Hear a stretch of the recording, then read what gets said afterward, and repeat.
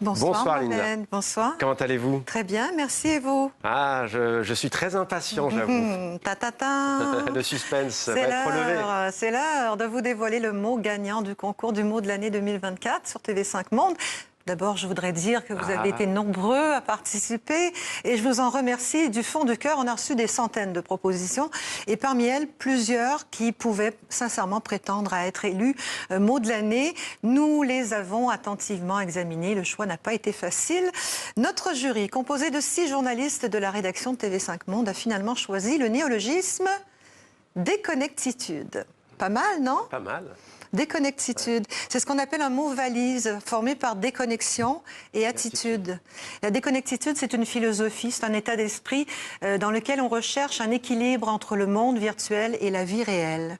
C'est un mot qui est dans l'air du temps, qui répond à un sentiment d'épuisement causé par l'hyperconnectivité, les flux constants d'informations, la pression des réseaux sociaux, l'omniprésence des écrans.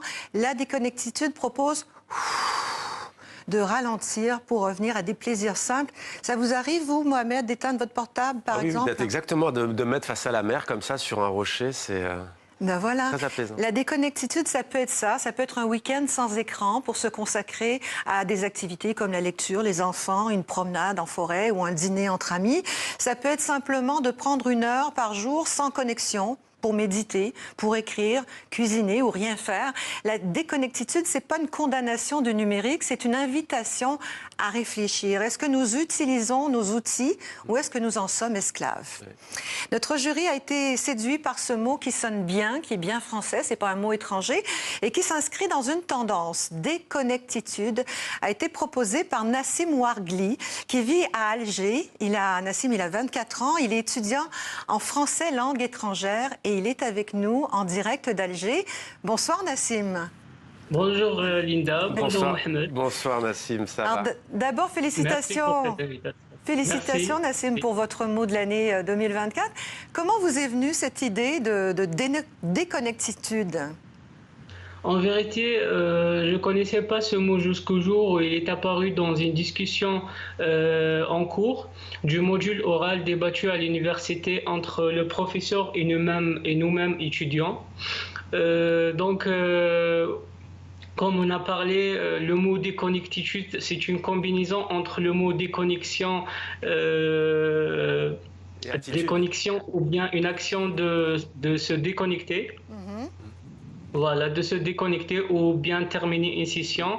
Par ailleurs, le mot attitude qui veut dire une habitude de la manière de se comporter ou de se tenir.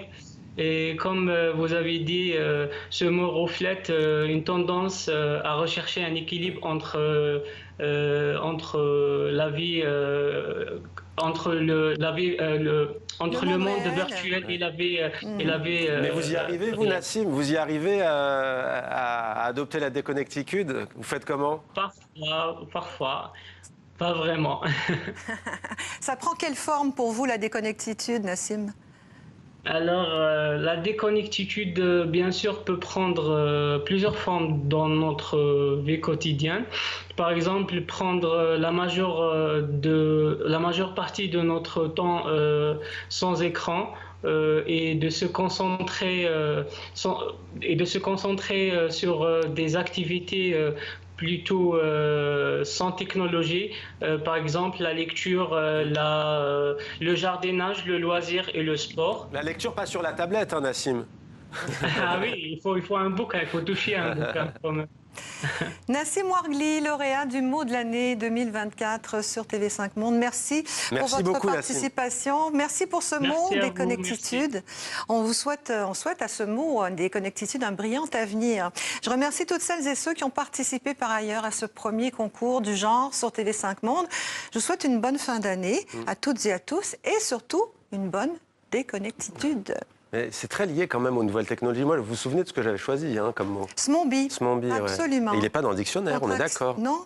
Contraction de smartphone et zombie. Et zombie, ce qui marche comme ça tout le temps. Ça. Merci beaucoup Linda pour cette chronique. Plaisir. Et donc première édition, on attend avec impatience la 2e édition de ce concours que vous avez initié sur TV5 Monde.